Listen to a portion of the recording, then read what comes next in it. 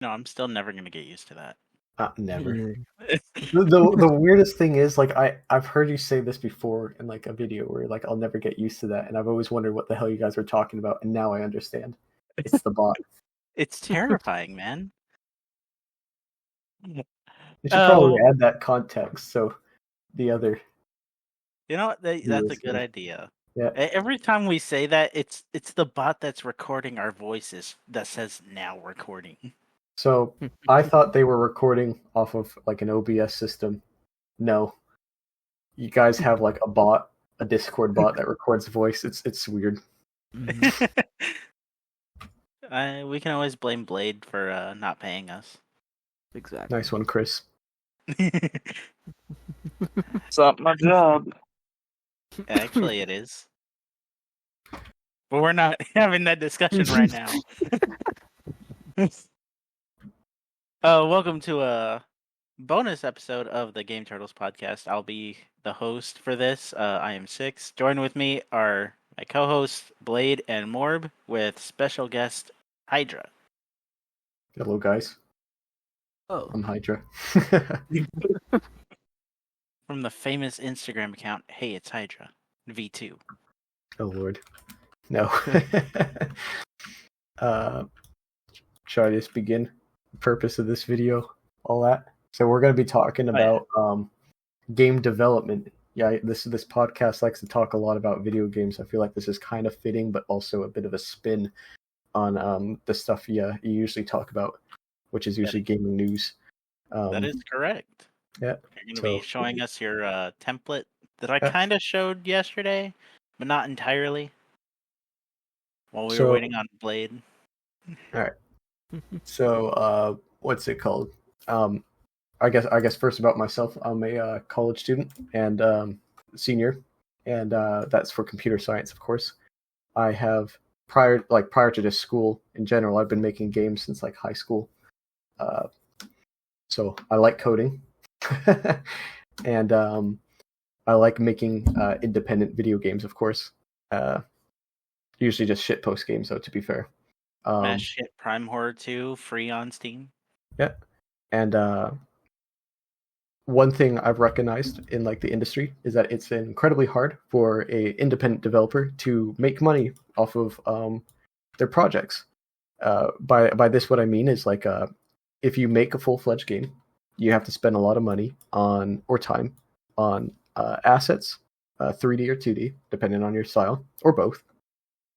You have to spend time or money on, music and audio, and of course the code framework for the game, the gameplay and all that stuff, as well as QA testing and all this other shit. And at the end of the day, you compile this big project and you sell it for like $5 on Steam, and it makes like nothing, And I'd say a very good tip to any developer or aspiring developer out there is if you want to make money, fund yourself. Go fund yourself, really. And by that, I mean that the assets itself, the code itself of the project is actually worth more than the project. And by that, what I mean is like if you go to like any storefront that sells game assets, like the Epic Unreal Engine store, you could find a framework for a game or like, a sword set, and the sword set could be worth $30. Is a sword set a game? Absolutely not. But it's priced like a game because it's time and money, and you trade off money for time. You save time, you spend a little bit of money. That's totally fair. A lot of developers do it. But what I like to do is I like to sell the things I create on the Epic store so I could fund bigger projects later on for when I want to compile an actual game, and just kind of like framework. So I'm making money off of the small steps it takes to make a game, usually. And right now, I am developing a twin stick shooter template, or top-down shooter, whatever the preferred phrase for that genre is. And I'll just go ahead and show it. I'm going to start the screen recording now. All right. Yep. Let me open that up real quick. Yeah, no worries. Alrighty. So, basic Unreal Engine project here. What we have here is just basic content folder and my files. And these are what I'm selling. I'm not going to be showing the code, but I could show what you could do with these. and what this means to other people as well. Because let's say someone in the audience, or maybe even someone in this podcast, wishes to make a game, but they don't know how to code, which is understandable. I think a lot of people want to make games, but they don't know how to code. And what I do is, while I'm funding myself, while I'm selling these assets, what I'm doing is I'm selling coded projects where you don't need to write the code. I do it for you, so you save the time. So I have a framework here where you can make a twin stick shooter, at least the gameplay, without writing a single line, and all you have to do is fill it with your own assets. So it's kind of like a drag and drop. Exactly, drag and drop deal. And it takes a bit of time, but it's certainly rewarding and very fun, and I enjoy it a lot. And honestly, like, I wasn't even going to do a twin stick shooter, but like someone at my college like told me I should. I kind of was like, fuck it. So I ended up doing it. I noticed that Unreal Engine also doesn't have a twin stick shooter template. When you open up the like Epic, like the launcher, right? You usually will have, I guess I'd have to boot up the actual engine, one of these engines. You usually will get like a template project. There's a third person template, there's a first person template, and there's a blank empty project. I think there's also like a car template or something like that.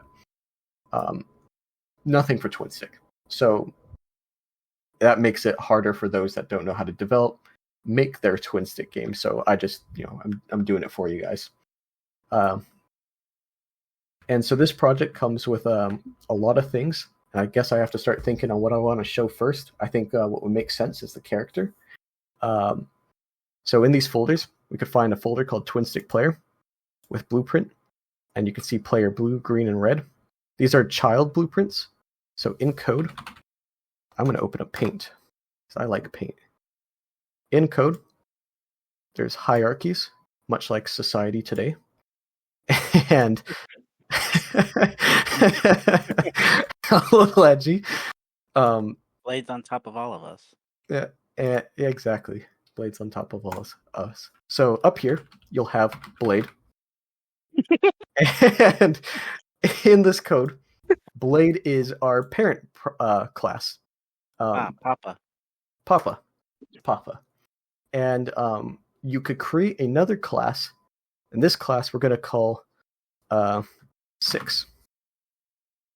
Uh-huh. In this class, we're going to call Kaiba. There we are. And there we are. Yeah. So Blade is going to have code. Blade is the parent class. He's going to have a code for speak and I don't know.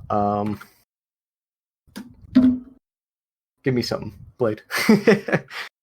What do you do that's unique to you?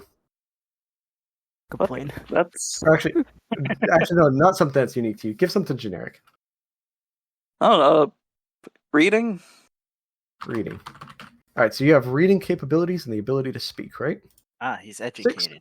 6 here, since he's a child, will now inherit speaking and reading, but he will have his own unique thing called farting, because I know him.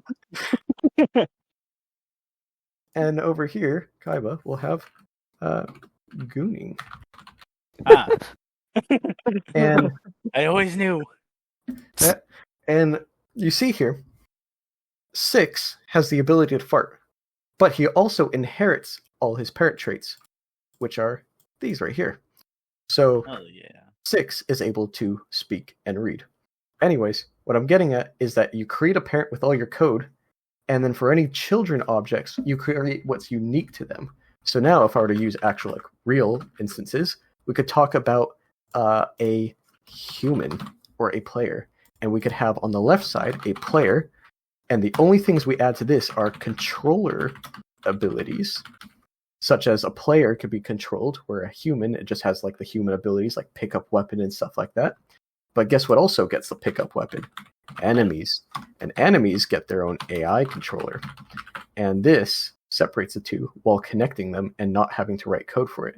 So what I have here is a hierarchy, a parent, called Twin Stick Character. And this character is inherited by everything in the project, or Yeah, and well, not everything. That would be ridiculous, but inherited by the things that you shoot, the players, the people, the enemy AI, and what we have here is like our player children. So I'm going to open up Player Red, and I'll show you what it's all about. If this will load, because this is my first time opening up this project in a while, because I already packaged it up, so it wasn't expecting to be open. There we go. So it's a little slow, but there we are. So as you see, there is no lines of code. What these are prompts. Your character skeletal mesh. This is where you put your art asset. Your animation blueprint, don't even need to change it. You have your max look turn rate and min look turn rate. This is just, your sensitivity. Your dodge distance, how far a player could dodge if you wish to have them the ability to dodge, like rolling in Dark Souls, essentially. Your dodge stamina, how much that will cost. Your primary spawn weapon, your secondary spawn weapon. Right now I have them set to none, but if I click these, you should see that they also inherit or check for only weapons in their hierarchy. And then I have the dodge animations, and that's pretty much that. And you could just play around with these parameters. I could scale this up. I can make dodging cost less stamina. I could make it cost 20 and allow the player to roll a bunch. I could cost it a bunch. I could increase the dodge distance and make them dodge a bunch. And, you just control the flow of how your character moves and stuff. Now, of course, the character isn't everything. We have our objects in our interactables interface, where we have health pickups, ammo pickups, and weapons. You'll see that this is the parent BP item. These all inherit it, and we can open up a weapon. We've got children weapons here: pistol, rifle, shotgun, which all inherit from weapon, as well as sword. I know this is just some stupid shit, but what I'm getting at is basically you only write one file, and once I've written this file, users that buy the project should just be able to drag and drop and customize it. So we're going to customize a shotgun. I could drag one into the folder, and we have a shotgun here. And what you could do is you could change its ammo type. We got ammo type for melee, which consumes no ammo, pistol, which consumes pistol ammo, rifle ammo, or shotgun ammo. It's very primitive. If you wanted more, you'd kind of have to, I guess, add that yourself, but the basics are there. Your ammo size, so how much can a magazine carry? I put 8. The weapon name, I called it shotgun. This one I'm going to rename. I'm going to call this, say, Gex. Yes. I'm going to give this 69 bullets. I'm going to make it a shotgun still, because why not? Stance is just what your character is animated to do, whether they hold it like a pistol or a rifle. Rifle just two-handed or unarmed. Mag swap, or one bullet at a time, is just how you reload the weapon. Mag swap is just dropping the mag. One bullet at a time is putting one shell in at a time. Think I don't know. Most shotguns. Most shotguns. Yeah, exactly. Exactly. Yeah, just most shotguns. You're explaining this in a way a child can understand, and that appeals to me. That's what I'm trying to do. I'm trying to make sure that I don't do anything spooky and talk about code. I'm trying to talk about hey, look at all the things you could do without writing any code. if you like creating sound, if you're more artistic, you could put your own sounds in. You got a dry fire sound and a fire sound. I just put in some default sounds as well as a fire effect. Bullets shot is how many bullets are shot on press fire for shotguns. So in this case, 4 will be spreading out. I can make this as much or as little as I want. I can make this 10. I can make this 3. I think 4 or 5 is just fine. Crosshair distance is how far the crosshair is from the weapon. Because it's a twin stick shooter, the crosshair technically isn't on the screen space, but if I run it real quick, I'll show you. You open up and you have the crosshair at a certain distance from your rifle. That's a suicider. We'll get into those guys later. But as you can see, the crosshair kind of warps with where it is. Notice how it auto adjusts to when it's on something like this wall. That guy's gonna kill me. I'm terrible at aiming. But didn't mean to open that. You could customize where the crosshair is, how far it is. You got your reload animation and gun reload animation. Again, this is just the art asset stuff. These are placeholders. You could use them, but You'll probably have your own. Has reload widget is a pop-up display of it's a reloadable weapon, and I guess here's like the interface stuff, like how you want it to get picked up. And so you got like a pickup prompt for your keyboard, which is E, and X for the controller, because this is all controller compatible. I am huge for gamepad stuff. Honestly, I don't like PC gaming on mouse and keyboard because I'm a troglodyte. That's just me. Understandable. Yeah. Kind of like Blade there. And you can see that like we can make our own little project here. So this weapon again, actually I'll make this interesting. I'll make it a pistol stance. So this weird shotgun, if we go up to it now, I'm just going to dash over. I'm going to hold it like a pistol. Actually, the IK hand's going to go a little funny. We'll get into that as well. Actually, I'll just go ahead and remove IK for now. That'll fix everything. I'll tell you what IK is too. It's fun. So you see, I hold it like a pistol. The weird shotgun shoots 5 bullets at a time. I got like, it doesn't even show the amount of ammo I could reload in it because I don't even have 69 bullets. Let's.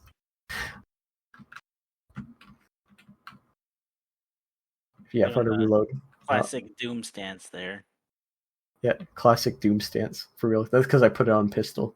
I'll show you guys what IK is all about. Actually, that would be fun too. What I'm gonna do is I'm gonna stretch out these so I don't get bothered by the AI because they're annoying. I don't want them right now. So when we have a project with a weapon like this, I could hit F8. Should be able to break my camera off and look at my character, right? And you'll notice that they're holding the gun exactly like you'd expect. Whoop-de-fucking-do. Believe it or not, in development, this is actually harder than you'd expect. And the reason is because not all guns are created equally, like people. And we're all below Blade. We're all below Blade. Exactly, that's what I'm getting at. And anyways, you'll have a Tommy SMG, you'll have a big minigun, you'll have a rocket launcher. They'll all be different shapes. You can't put the hand on the exact same spot on a barrel. So what game developers do is we have this thing called IK rigging, which is hard to implement. So I implement for you guys, so you guys could do it in the most simple way possible. The long story of what it is, or like the short story of what it is, really is it's just math. It's no one likes math. I mean, I like math, but like I don't know if you guys like math. No, probably not. It's math where we look at our bone. We got our shoulder, right? Our elbow and our hand, and we create like a vertex between all three, and we kind of average them out so it kind of looks human-like. And then we put a placement on where the hand's destination is. And so what you could do here, since you don't even need to be a developer for this project, is when you open up your gun, right? You could go to the viewport of your rifle. This is where you would customize your weapon if you had like art assets. And let's say our gun was like completely different for some reason. We want to move the hand around, or we would just want to adjust it. We don't like the way it is. There's a thing called left hand IK. And as you could see beforehand, I had it enabled. It's right here. There's a check mark. It's okay. And we have this little spot. And you can see it's just, it's a pinpoint. And as I move it, you're going to see it. My hand begins to move with it. I have this on snap. Let's see. See how I can move it wherever I want to place it? Yeah. So for rifles or for pistols, you might want to put it closer, but you're just going to adjust it like that and call it a day. And you don't have to do anything more. I made it as simple as it can be. Maybe this isn't like the best way of it, or not the best way of it. I think this is the best way of it, but maybe I'm not doing the best explaining this. But what I'm saying is that this project I'm selling is compatible with like any other art assets you import in. You don't have to worry about changing the animation. You could just move the hand, which is good. Anyways, I'm going to keep it where it is so it's not broken. But anyways, that was what was happening for a second here with the Gex rifle, because I had it on pistol stance. So when I had it at an IK, you'll see that the hand is trying to reach the barrel, but my character is placing it in the pistol location, which means they're already extending it outwards. So in that case, you would turn off the pistol stance. You'd probably want that as a rifle stance anyways.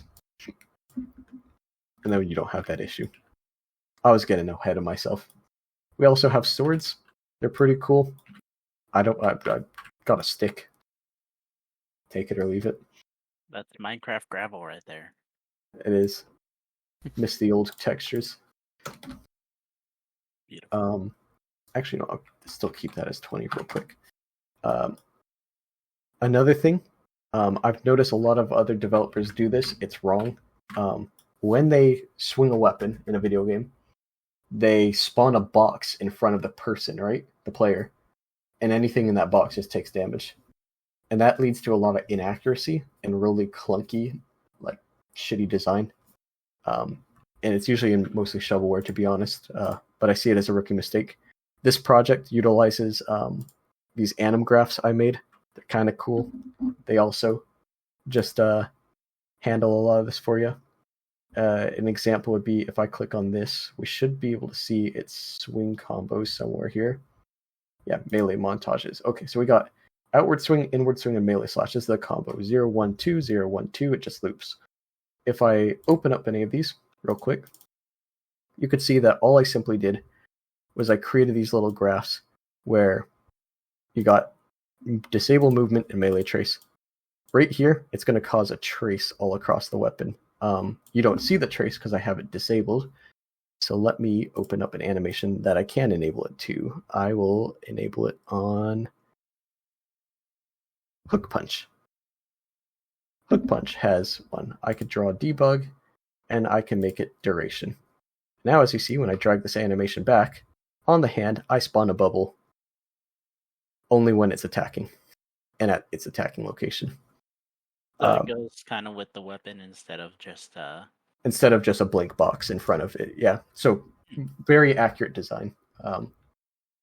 And that is what this project supports. There's tons of tutorial videos, not tutorial videos out there for other people. I've made tutorial videos on or a video for this project for those that purchase it, so they could figure out setting up the stuff. But it's super easy. It's like 3 clicks.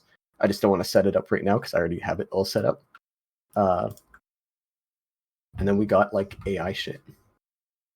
How you guys enjoying the presentation? very easy to understand. Very And informative. educational. Education. I like education. It's good. Good for the mind. Good for the penis. Morb, what do you think? I think it's pretty good. Yeah. Now Blade's gonna go buy it. Yeah. Instead of paying us, he's gonna pay Heyitzhydra. Gonna pay me. Buy my shit. We could talk. So I talked about weapons. I talked about how you just customize. Everything's just customized by the parameters. I click on this health bin. I'm just gonna speed things up. Look, parameters: pickup sound and how much health it gives you, and if it auto pickups or not. If it auto pickups, you walk over it, boom, Bob's your uncle. You got it. If not, press E or X right here. That goes same with that. Got ammo pickups, exact same framework. Ammo type, ammo amount, pickup, auto pickup or not. Explosive barrels, give it a health amount. How much can it get shot before it blows up? Give it an effects. Put your effects in or keep the same one. Give it a damage radius. How far and wide do you want it to go? Give it a sound effect. Give it a sound range. Sound range is how far can an AI hear it. So if you're making a stealth game, you might want to add weapons that have loud weapon effects and quiet weapon effects, stuff like that. These AIs are incredibly advanced. They took me almost a month to make. They were not fun, but I made it super simple. You did tell me that you were spending a lot of time on it. Way too much time.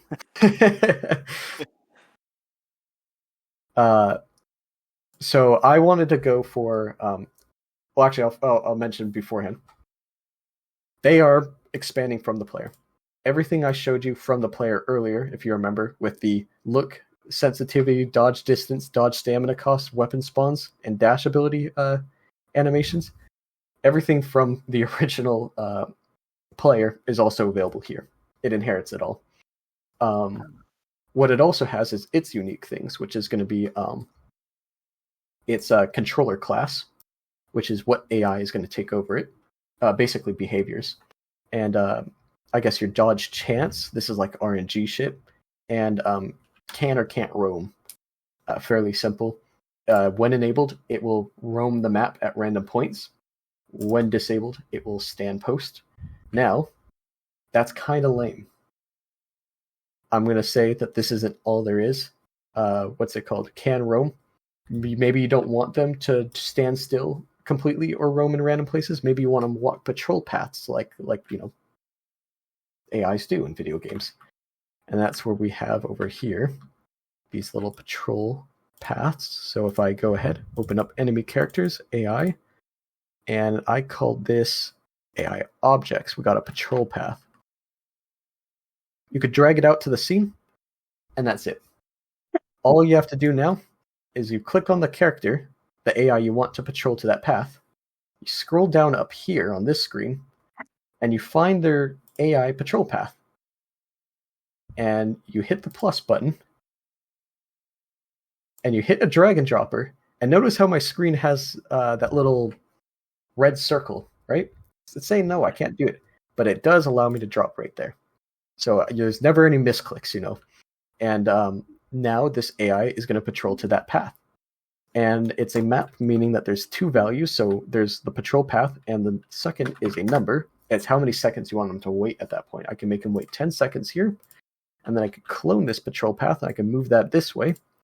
I could go back here, and I could go back to patrol path, add another point, drop it in, make him wait an additional 10 seconds, and that's it. Now he's going to walk between these 2 points, and that is it. And when he sees you, of course, he's going to leave those points. But when he's not in combat, this is his job. The red little arrow on there is where they're facing, so you could choose where they're facing. And it's all just visual stuff, so you don't have to really worry about that. I'm going to go ahead and can those. I don't want this patroller. But if I were to... I don't know why I keep shrinking these. I don't want to play with the AI right now. If I were to expand this, or actually I'm going to want to shrink this a little bit.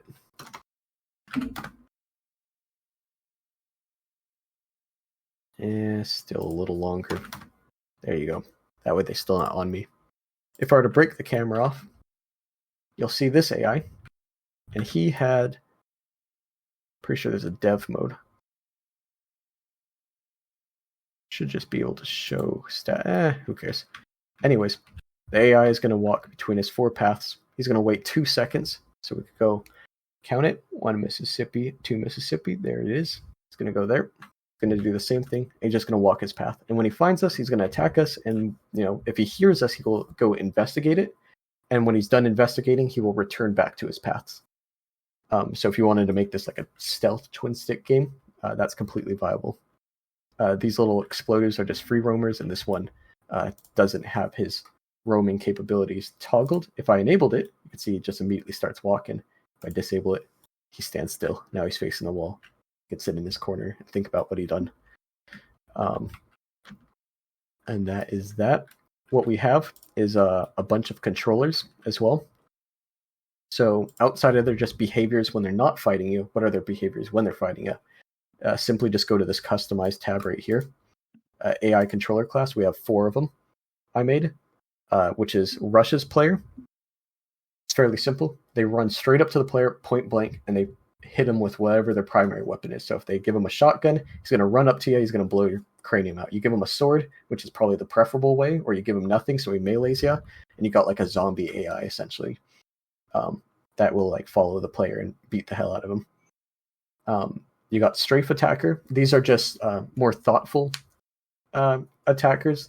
They will circle around the player around 1 to 2,000 Unreal Engine units. I know that's not really a good measurement. That doesn't really ascertain to like real life, but there you go.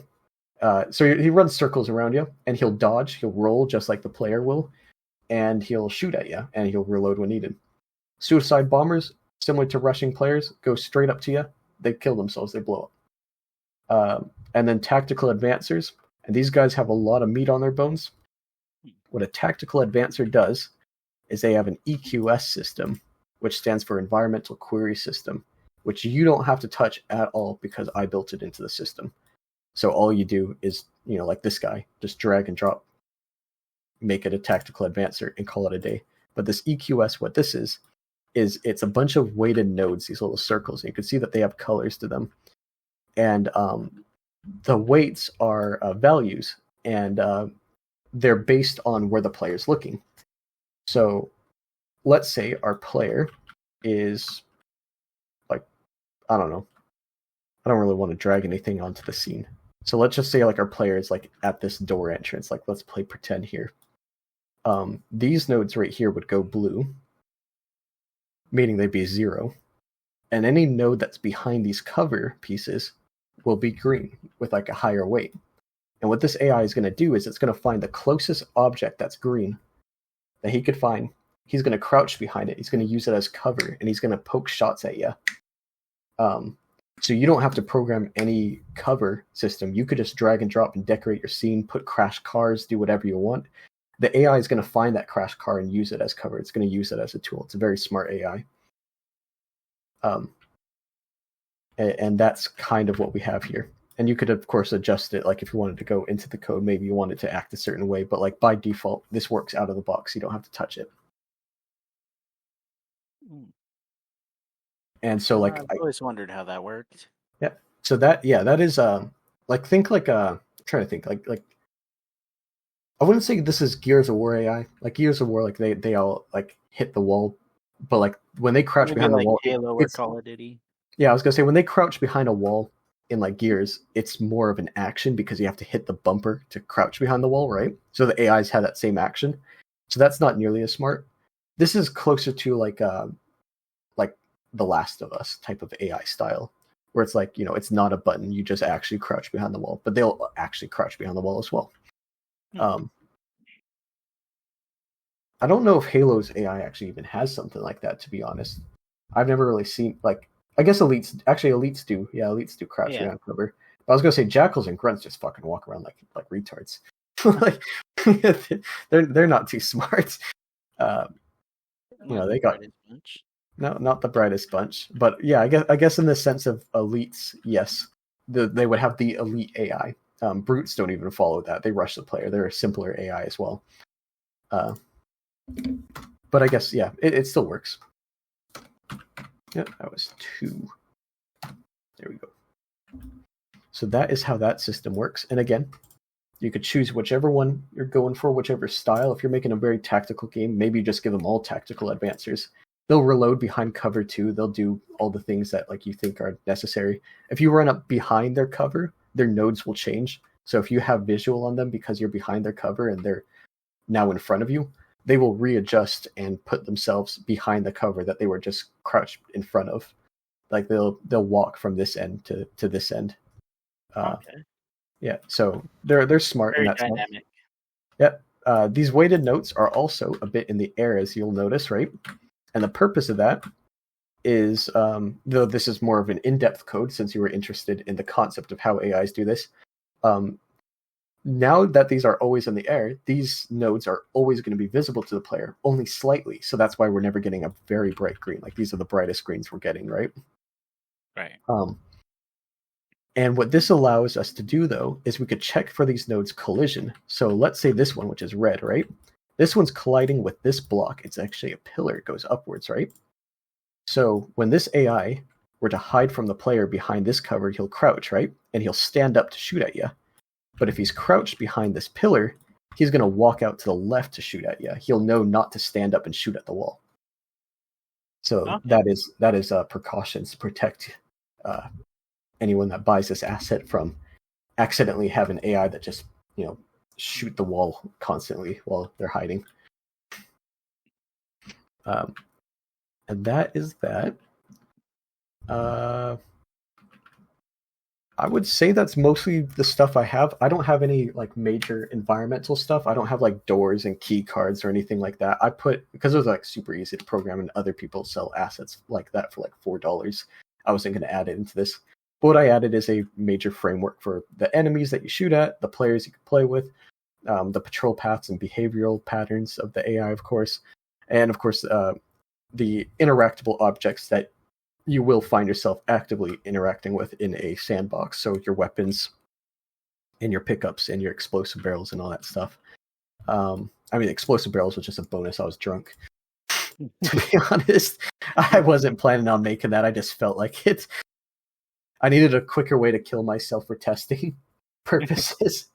So that was that. This is, of course, all network replicated. So if I were to increase the number of players to 2, and I were to set the net mode from standalone to listen server, which is peer-to-peer connection essentially, I will get 2 screens here. And you can see that they are replicated. I definitely am hurting myself with that one. The suicide bomber is going to get that friend. I died. I died pathetically fast. Jesus. But I'm just going to try to kill them all as fast as possible. Yep. This weapon's going to have a reload amount, even though I'm at max ammo, because I kept it at 69. That's not a bug. That's just because I made a stupid parameter. I guess don't do that if you're not planning to put that much bullets in the game. If you can see, I could just reload these. They're perfectly fine. They're well blended. If I swing my sword, I'm pretty sure you see a line trace. Yep. So there's the melee weapon. And though it's hard to see in the vast amount of line traces here, but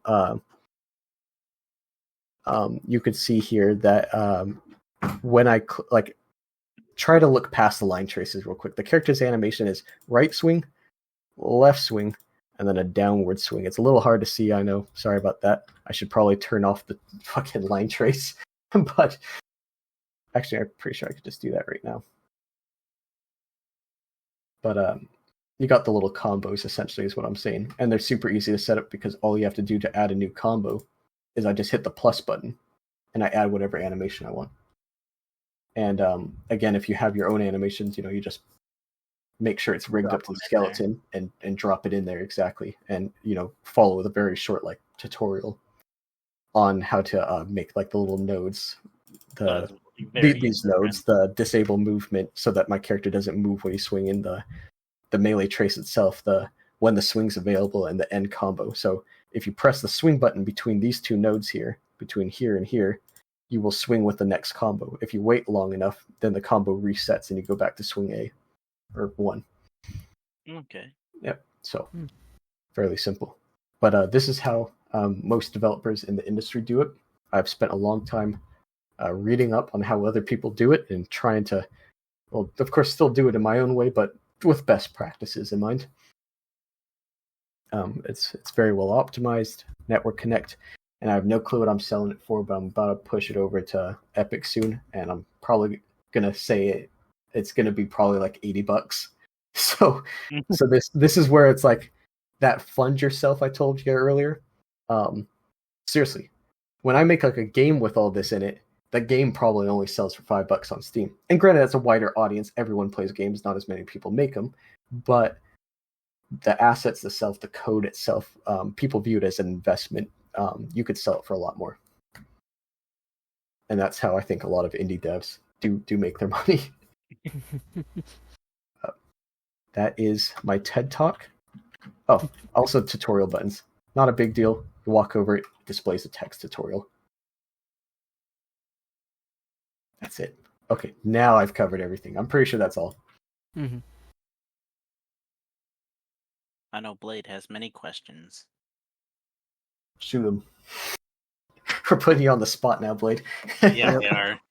Yeah, I know you don't have questions, but now you got to come up with one. Yeah, come on. I've just been listening. Yep. That's not a question. Great answer. Great answer. Yeah, sorry. Just been listening, sorry. You're It's a listening, lot. This was a big info dump.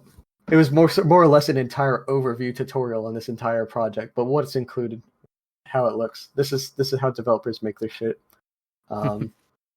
Or some developers. I'm not going to speak on all. I know some are going to have better strategies than me, perhaps, and some are going to have worse. It is what it is. Yeah, totally forgot to mention. I didn't even showcase it. We do have a menu system. It's all controller compatible, of course, as well. Gamepad. It's not a big deal because I kind of made it as an afterthought so that Vince could play the demo. That was it. I threw that in as a bonus. controller compatible menus on Epic's marketplace right now, like a real one, not one that's like dog shit like this, are about like $30-$40. But I didn't want to make one. I just wanted to make like a play button, credits, and quit. And this is again gamepad compatible. Woo! So plug And a here I was controller not in. using a controller. Yeah. Like you I'm could plug in wondering a why controller. why the You characters don't need a mouse and keyboard for it. It sounds not that big of a deal, but like a lot of like it is much not harder, but it's less common, I guess. Like you see a lot of PC games, shovelware games that are out there, that just like will not support controller for like their menu system. Totally fair. Then they put their port on Switch because Switch has a terrible shovelware issue, and all of a sudden you need to put the game in handheld mode to access the menu because there's no button functionality to access the menu, because they didn't code one in. So I threw one in, and I felt like that was decent enough. and because you play on controller mostly. Yep, exactly. I'm just thinking about myself, but I guess I'm thinking for the little guy. Yeah, let's take down the big guy. Let's take down Blade. Yeah. Take him down.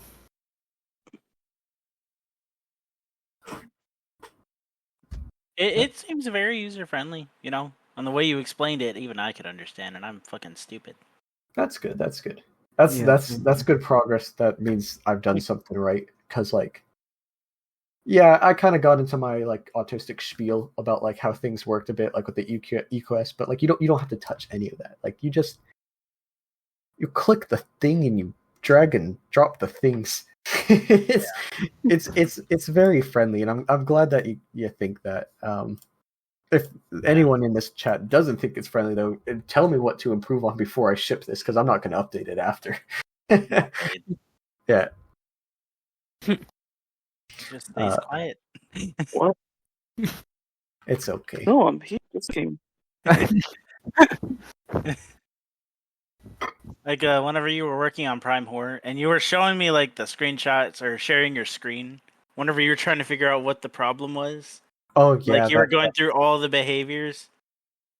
That one was really bad. So Vince was very overwhelming. Yeah, so off camera beforehand, what's it called?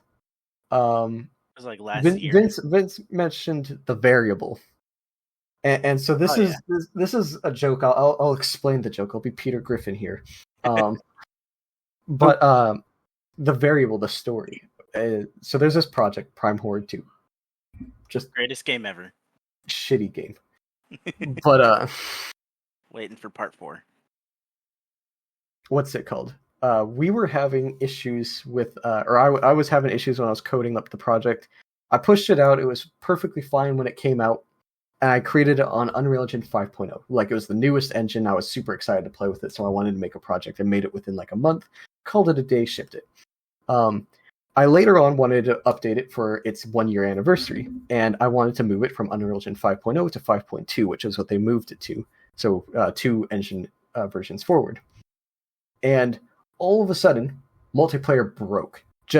I didn't change any code. I didn't know what I did. I added a map that was like in a new player character. And I was having Vincent QA tested, and I was bothering this guy, or 6 here. Like, I keep name-leaking you, bro. I'm so used to that. But I had 6 here, and I had him basically like every day or every other day. I'd have him come into a chat for what is essentially a frivolous QA test where we'd try to join each other's game and it wouldn't work. And then I would fucking have like a panic attack retard moment. And then we'd continue on to the next day when I tried to do code fixes. And I'd ran through all my project files and everything was connected. My T's were crossed, my I's were dotted. And eventually I started thinking, maybe I'm not the problem. Maybe it's Unreal Engine 5.2. And lo and behold, it is. I was blaming myself and beating myself up, which is very common for just any developers. Imposter syndrome is real as hell. But I was looking for anything I could have messed up when I was playing around with my project, because it worked before. I added a map and it didn't work. Turns out there was a number. I shit you not. I think I still have a screenshot of it somewhere. I could find the number. But in Unreal Engine 5.1 and 5.2, they changed the multiplayer connection, the peer-to-peer way. And essentially, it's set to a 1 for allowing ports to connect, and a 0 a 0 for true and a 1 for false, right? And by default, Unreal Engine 5.0 had it as a 0, meaning that it was good for you to package up and multiplayer would work for peer-to-peer if you had the other code for it. And of course, I had that code for it, and I move it to 5.1, and all of a sudden they flip that binary, that 0 to a 1, meaning it's false now. And it took me like probably 2 months to find. And me and Six here like dubbed it the variable because it was a single integer that destroyed the project. and it wasn't even a variable I changed. It was a variable some intern over at Epic changed. But very, very fun, very interesting. It was the variable of 23. It was the variable of 23. Like the byte of 87. Now that I think about it, the game's project is coming up on its 2-year anniversary. Six, are you up for some more QA testing? No. Let's start number 3. Number 3, my lord. No, we're not doing that. Yeah, you're right. We're just gonna go straight to 4. Straight to 4. But yeah, This one of the series. A single number, a single variable. Sometimes game development's easy as all hell. Sometimes it's the biggest nightmare ever, and it's not even your fault. Be like adding a semicolon. It really was. I didn't even edit it in its proper code form. Like usually you would open like Visual Studio Code and like script it. I went into the project files on like File Explorer. I changed it in Notepad. It worked. If it works, it works. It works. It works. That's simple as. Variable 23 was real. Very real. I wanted to share that story. That was a fun story. Those were good times. It was very good times. But I think that was it, right? Yeah. Any that pretty much is questions, that. fellas? A great speech, honestly. A real great speech. Yeah. I will Great give you that. That's good. I'm I glad. know Blade still has questions. Yeah. Blade is like flabbergasted. Yeah, blew I've his just been listening and just taking it in. He's What learning. else could I say? You're learning. He's evolving. You need to get a PC. You should play like devil's advocate on some things. Be like, why did you do it this way and not that way? He's very good at that. Yeah. Not gonna lie. Well, I was going to ask, what was your inspiration for all this? Oh, the twin stick, or just game development in general. Those are good questions. Both, actually. So, all right, I'll start with the first one. So the twin stick, this was more or less just kind of like a dare. Someone was like, "Hey, make a twin stick project," and then, to be honest, I don't play much twin sticks, which kind of sounds bad. It's like the Halo TV show directors talking about how they don't play Halo, but here I am making a twin stick template. But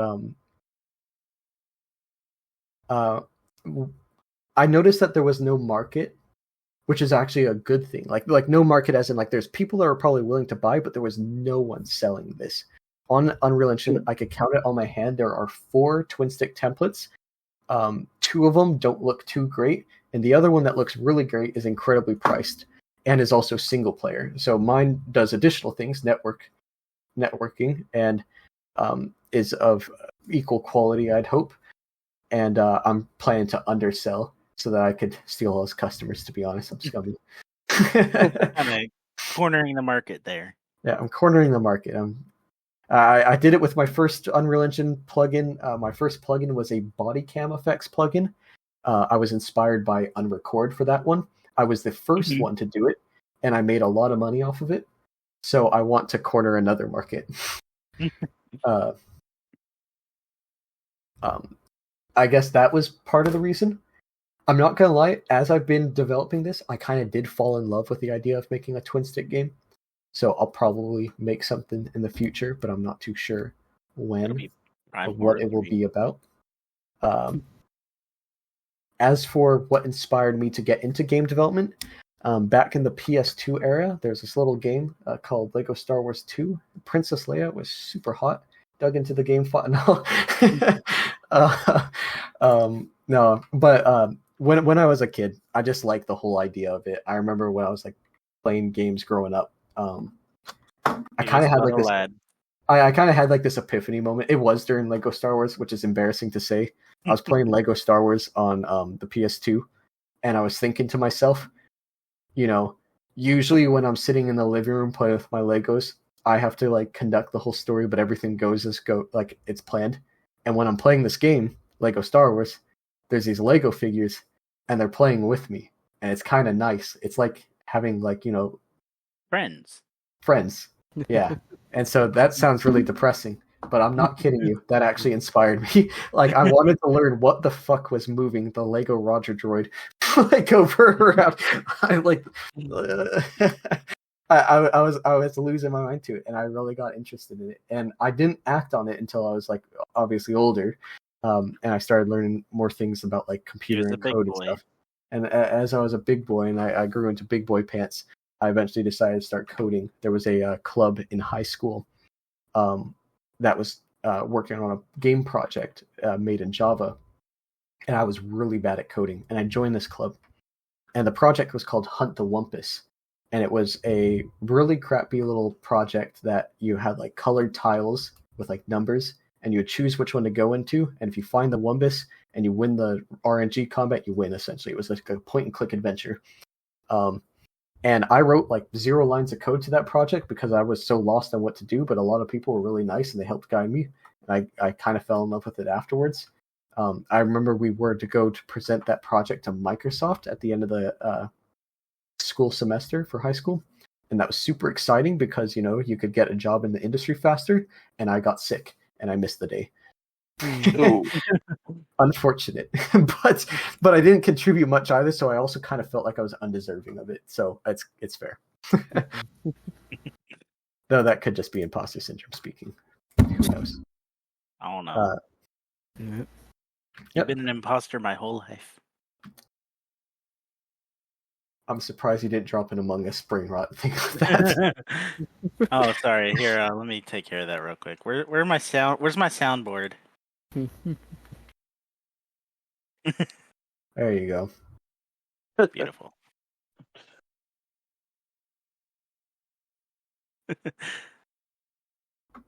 And it's true. I've known him for almost 14 years. Or it has been. So long. It's been a long time, yeah. Many moons. Many moons. Very moons. And he's always been, even playing Halo Reach back in the day, he was always on it. Always on it. Yeah, always playing the game, always doing stupid shit. I loved Forge. I think that helped inspire me for level creation. It really was. You were the Forge boy. I loved Forge back then.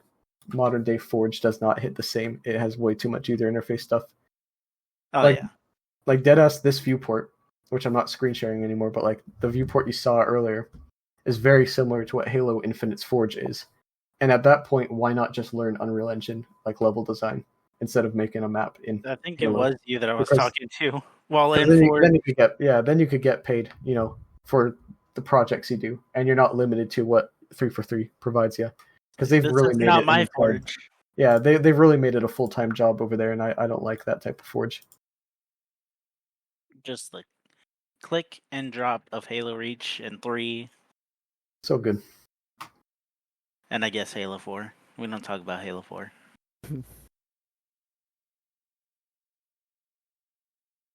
But it was Is that your mama? Mother reveal. Just figured another good question to ask.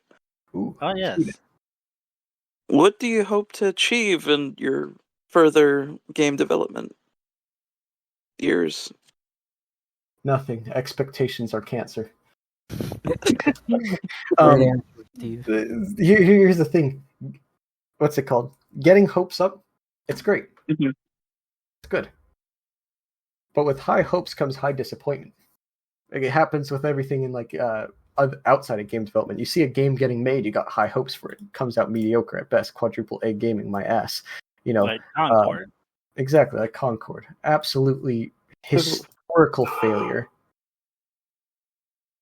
And you literally messaged me about that like a few days ago, and I was like, you know what, I'll add it. And then Blade over here added it. Yeah, that was a historical failure. That was actually statistically worse than ET on Atari 2600. So that was pretty crazy. Yeah. No, I was going to say ET on the 2600, based on console purchases and the game purchase itself, sold more percent-wise to its audience than Concord ever did. It's like a 10% like ratio. Like Concord sold 10% compared to like ET's like 30, 40, I forget. Maybe that makes it less of a failure because it sold so poorly and it disappointed, opposed to selling very big and disappointing. But I don't know. It's still a disappointment nonetheless. But I guess getting back to the point, hopes, aspirations. There is some hopes to this, but I'm keeping game development as a hobby and passive income side gig for the moment. The game industry is a little hard to get into. Not too hard, to be honest, but a little hard.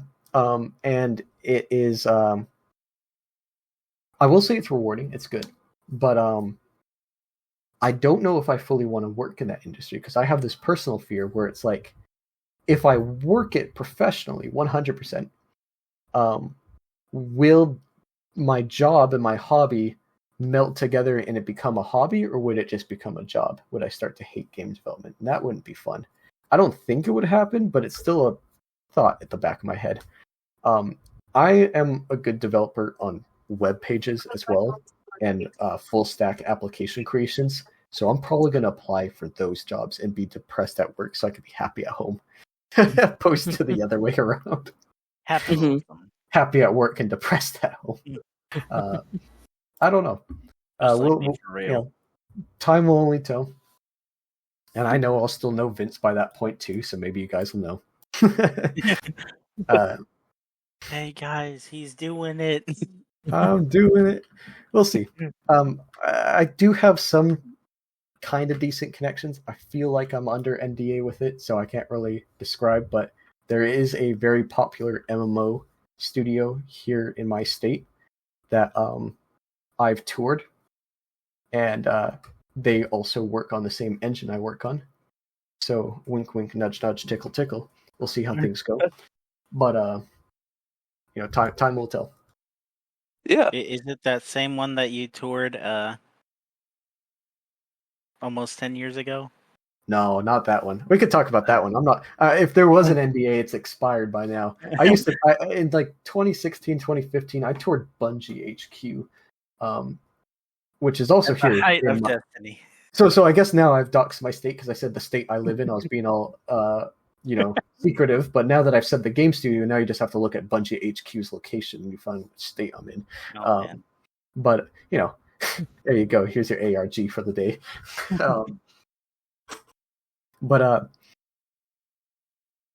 I toured Bungie. That was super fun. That was back when I was still, a shit-eating kid. Meaning I was like still in high school. That was actually just before I joined the club. So I guess that also kind of inspired me. I got some really cool memorabilia from that. I guess I could turn on the camera if you want me to show that. But if you'd like to. I don't mind. I'm like 10% of your viewer base. I'm not exposed to my face yet. Oh man. There we go. All right, camera. Oh, you want me to record this? Oh, sure, why not? Okay. Cool memorabilia you get as a game developer or game dev hobbyist, perhaps, because I guess I'm not like. I guess I make games. I'm a game developer, just not like professional. This is a Bungie poster, of course, for Destiny. This is the first Destiny, of course. This was before this was actually a little bit after the game release, but this still has the RP rating in the poster right there. I don't know if you could see it from here. There's a bunch of markings. I'm not taking it off the wall. It's signed by. See. Yeah, you can definitely see. Okay, good. That is signed by every developer on Bungie at that time. the writers, the voice actors, the developers, everything. So You got Dinklebot's signature? I'm pretty sure it's on there. It's pretty cool. I have no clue what this is valued at right now. I have no planning on selling it. This is priceless to me. $3. $3 probably. Considering Destiny's shelf life, yeah, $3. I got a handful of booklets and pins and all the stuff employees get. I actually am wearing one of the shirts I got as well. So I have actually a bunch of these. I'm kind of like a cartoon character. My wife's always kind of like annoyed with it. She says like I'm like Tim Turner with like the pink hat and shirt. I have like 8 Destiny shirts sitting in my closet, all with like different advertisements. This is for the Taken King. The Taken King wasn't even out at that point. It was just about to come out. So I guess it wasn't too late into its life, or too early into its life. It was midpoint. That was the peak. So I got a bunch of shirts and shit, pins. Less visible on the shelf here, I have a game copy. This was signed by the lead writer for not Destiny 1, but Destiny 2. No, this would be Destiny 1's DLC writer still. Destiny 3. Yeah, Destiny 2 wasn't even announced yet. But he was one of the lead writers. I can't even remember his name, to be honest. I can't read it off the signature either. But I'll pull it out real quick.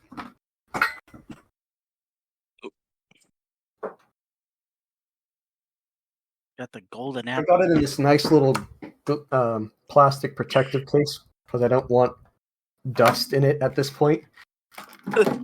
It's not like one of those official graded copies or anything, but it is like it's protected from the elements. It got like 2016 air in it. Pre-COVID. Free code. I don't know how legible that is. And again, I can't really read that name. But there you go. I can see signature. a Y in there. Yeah. This is an open copy. It's not like it's sealed because they have to open it to sign it. They're not going to sign the plastic wrap around it. I don't think Destiny copies are that valuable anyway, so like I've seen them for like $1 at like the retro store, so at this point, yeah, these are like human teeth. But this one's cool.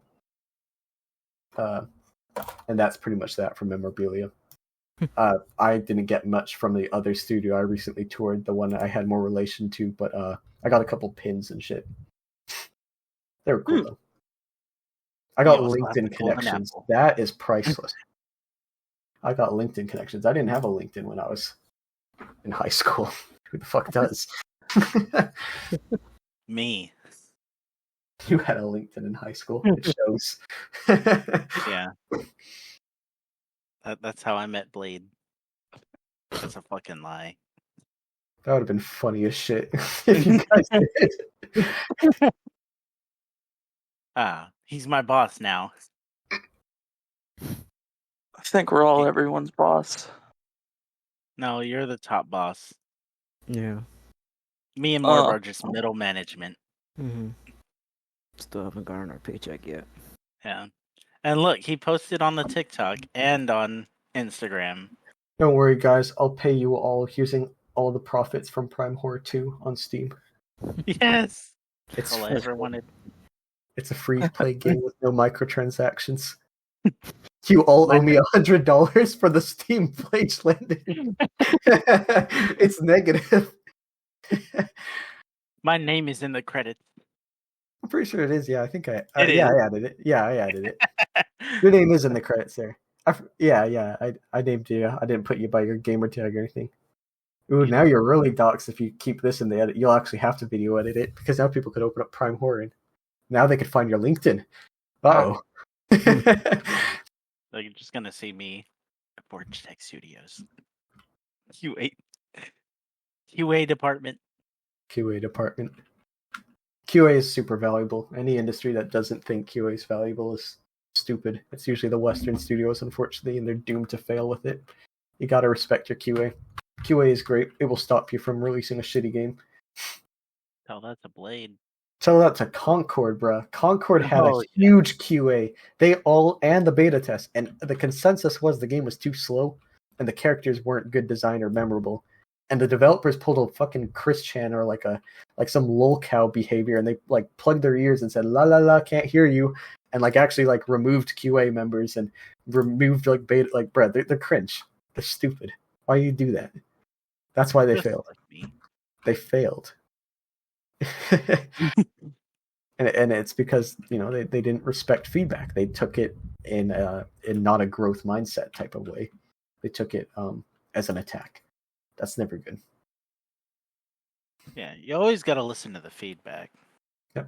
Even if it's shitty feedback, even if like the person said your game's poo poo stink ass, I didn't like the characters, kill yourself. Like that is a terrible comment, but there's a nugget of usefulness in that shit, and that is the middle part.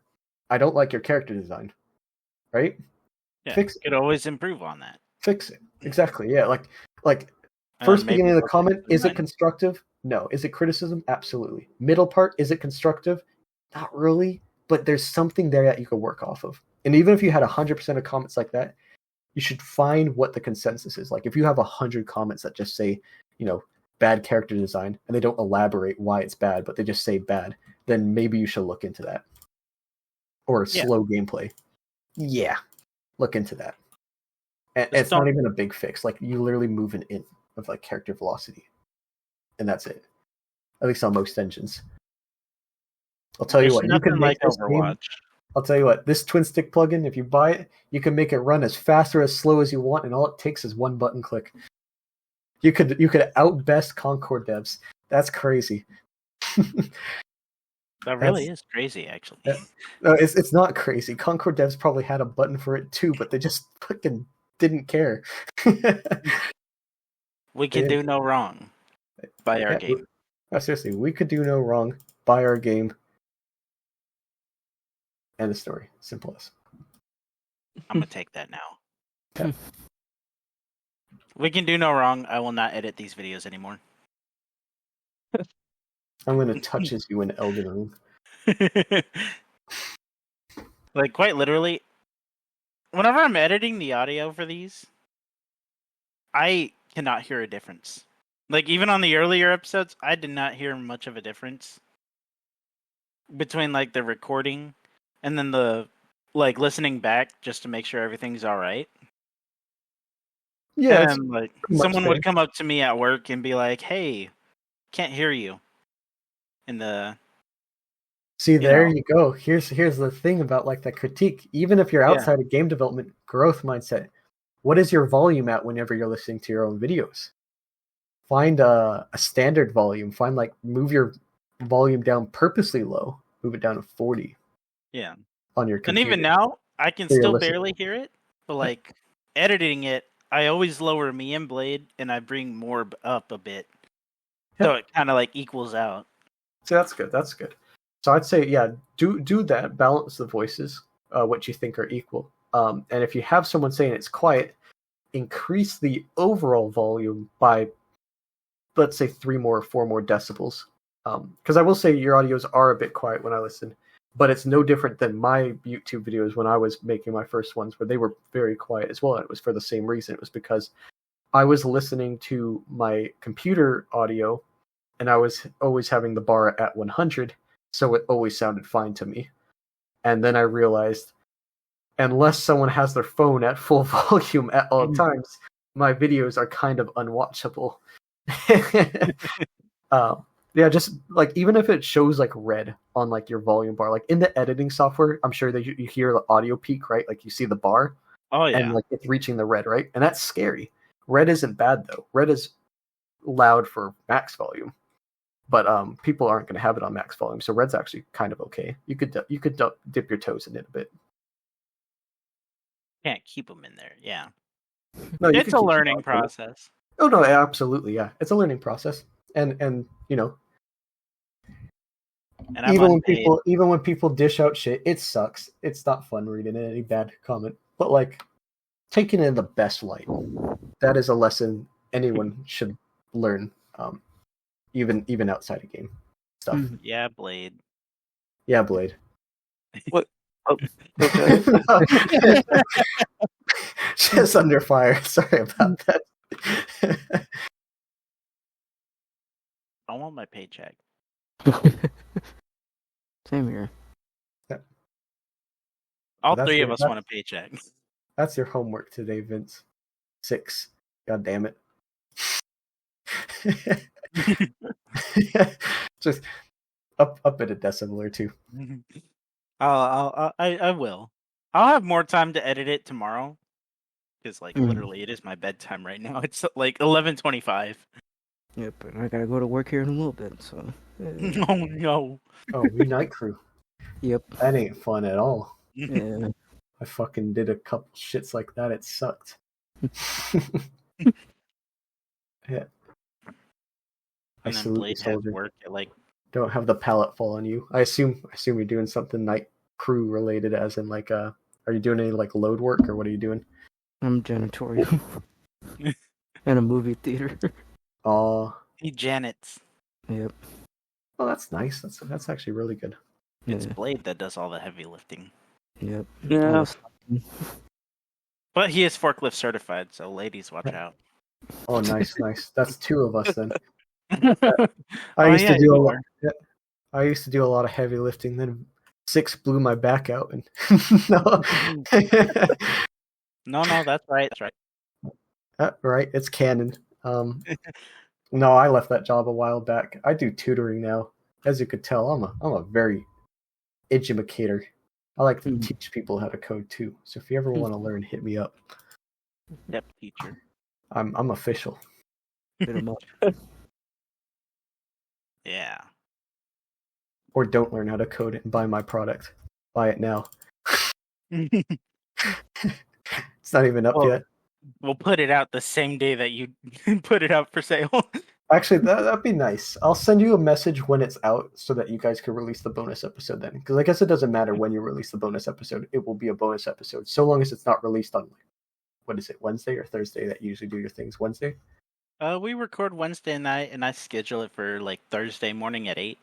All right. So yeah, If I'm paying attention. so long as it's not on Thursday, it's technically a bonus episode. So yeah, I'll release my product then, and I'll tell you. Or just release it on Thursday at 9 a.m. right after your episode. It's a back-to-back type of situation. A lot of these are over like an hour, except for that 2-hour long one. How long has this one been going on for? That's a good question. Let's see. Oops. Started at 10:14, so An hour. a little over an hour. Yeah. Good, we're making exactly the watch length you usually would have. Honestly, we've been trying to cut it down, but we just can't. we literally discussed on cutting it down. It's just not happening. Except for that 2-hour one. I don't know what happened there. We just kept talking. And then there was the audio issues, which then prompted me to actually look into like all the audio software and all that. And that's where I got Craig from.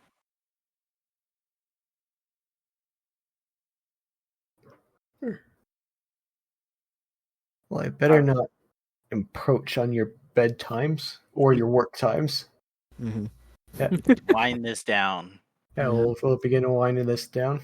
Um, I hope you all learned some fun insight we did learn. on this shizbiz. Yeah.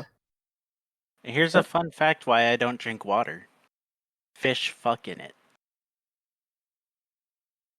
Brother, you don't drink water? It's funny.